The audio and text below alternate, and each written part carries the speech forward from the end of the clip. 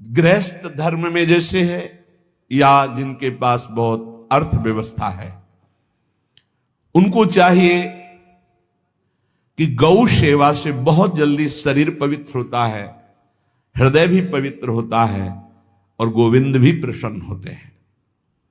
यदि गावः प्रदक्षिणीर कार्या वंदनीया ही नित्यशः मंगलायतनम दिव्याः श्रेष्ठास्त्वेता स्वयंभुवा। यदि गाय घर में पाली जाए या गौशाला खोली जाए और गौओं की सेवा की जाए, जिनके पास अर्थ है, भाव है, भगवान स्वयं श्री कृष्णचंद्र जी ने गौ सेवा स्वीकार की, गौवें चराई। गौओं की परिक्रमा करने से, जैसे आप प्रभु के बिहारी जी के मंदिर की 4 परिक्रमा करें तो जो फल आपको मिलेगा वही गाय की 4 परिक्रमा कर लें तो आपको प्राप्त हो जाएगा। गौ की प्रदक्षिणा से, गावः प्रदक्षिणी कार्या वंदनीया ही नित्यशः, जो रोज गाय को प्रणाम करता है और गाय की प्रदक्षिणा करता है तो भगवत प्रदक्षिणा का उसे फल प्राप्त होता है। जहां गौएं विराजमान होती हैं वो बड़ा पवित्र दिव्य तीर्थ स्थल माना जाता है। गौएं जहां विराजमान रहती, गौशाला में भजन करे तो कई गुना बढ़कर के प्राप्त होता है। स्वयं ब्रह्मा जी ने गौओं को दिव्य गुणों से विभूषित बनाया है। अप्यागाराणि विप्राणाम देवतायतनानि च यद गोमयेन शुद्ध्यंतिम किम ब्रूमो हृदिकम ततः। गाय के गोबर से जहां लेपा जाता है वहां जिस देवता का आवाहन करोगे वही देवता आकर विराजमान हो जाएगा। अपवित्र भूमि में भी यदि गाय के गोबर का लेप कर दिया जाए तो परम पवित्र मानी जाती है। गाय बहुत पवित्र, जहां वो बैठती है, जहां वो मूत्र त्याग करती, गोबर त्याग करती, वो स्थान तीर्थ तुल्य पवित्र माना जाता है। भगवान जब गाय के पीछे पीछे चलते तो गोरज उड़कर उनके मस्तक पर विराजमान होती, उनके मुखार बिंद पर विराजमान होती।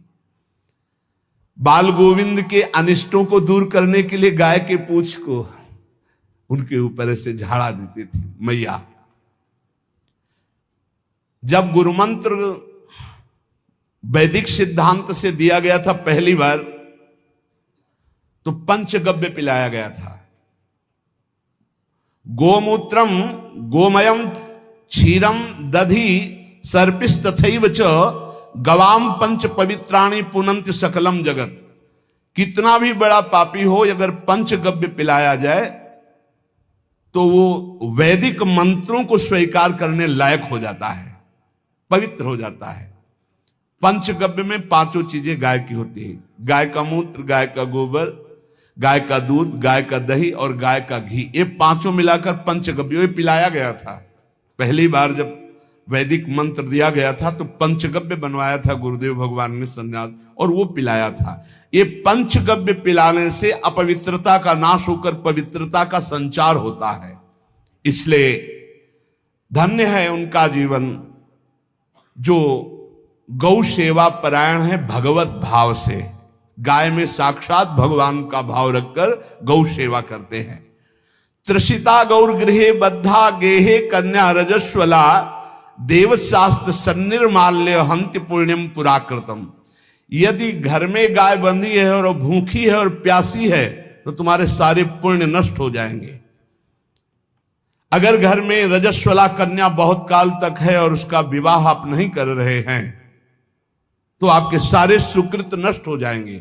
यदि घर में ठाकुर जी विराजमान है, कर का पहनाया हुआ माला सुबह तुमने देख लिया तो तुम्हारे सारे पुण्य नष्ट हो जाएंगे, क्योंकि शयन कराते समय तुमने उतारा नहीं, अर्थात तुम सेवा में प्रमाद करते हो। तो देवतास्त्र सन्निर्माल्य हंति पुण्यम पुराकृतम। जैसे सुबह श्रृंगार किया तो रात्रि के शयन के समय वो हटा लेने चाहिए माले। जब हम शयन कराते हैं तो भले पुष्प शैया पे शयन कराएं पर माला नहीं धारण कराएं। श्रृंगार का माला अगर दूसरे दिन दर्शन किए क्यों पहने ठाकुर जी तो तुम्हारे सुकृत नष्ट हो जाएंगे। गाय बंदी हो घर में, वो प्यासी है और भूखी है, तुम्हारे सुकृत नष्ट हो जाएंगे। तृषिता गौर गृहे बद्धा, क्योंकि तुम्हारे पास है, सेवा करना चाहिए। यो वै गाम प्रतिसिद्धेन तो चरंतिम च स्वतरणम नरहा तस्य पूर्वे च पितरा कंपनते पतनोन्मुखा। यदि गाय हरी हरी घास चर रही कहीं और तुमने डंडा ऊपर प्रहार किया, लाठी मारी, तो तुम्हारे पितर खोपड़ी के बल नरक जाने के लिए तैयार हो गए। ये लिखा है चरंतिम स्वम तृणम नरहा तो तस्य पूर्वे च पितरा कंपनते पतनोन्मुखा। इसीलिए क्या भारत से कहीं किसी की तुलना हो सकती है, जहां गौ को माता की पदवी दी गई, जहां गौ को हम आराध्य देव के रूप में मानते हैं, आराधना करते हैं। गौ रक्षा, गौ सेवा, ये बहुत बड़ा इसमें छुपा हुआ है। स्वयं भगवान अवतरित होकर गौ रक्षा, जब गाय के रूप में पृथ्वी रमाती तो भगवान का अवतार हुआ है। बड़ा विचित्र समय आता चला जा रहा है कि अब आधुनिक यंत्रों की ऐसी सेवाएं हो गई बड़ी बड़ी कि अब ना बैल की जरूरत है, और ऐसे दूध की महंगाई बन गई कि अब देसी गाय 2 लीटर 3 लीटर 4 लीटर, और ऐसी इसी की 20-20 25-25 लीटर दे तो कौन देसी गाय को। तो गौओं का सेवा का भावना शास्त्र आज्ञा करता है कि जो प्रतिदिन अग्रग्रासे परोभावा कर्तव्यो भक्ति तोन्वहम अकृत्वा स्वयं आहारम कुर्वम नापनोति दुर्गतिम। जे ही तुम्हारे गृहस्थ में घरों में पहले होता था, अब तो भगवान जाने, जे ही पहली रोटी तवा में गई तो वो निकाल करके पक्की रखी जाती थी गौग्रास के लिए, पहला रसोई में।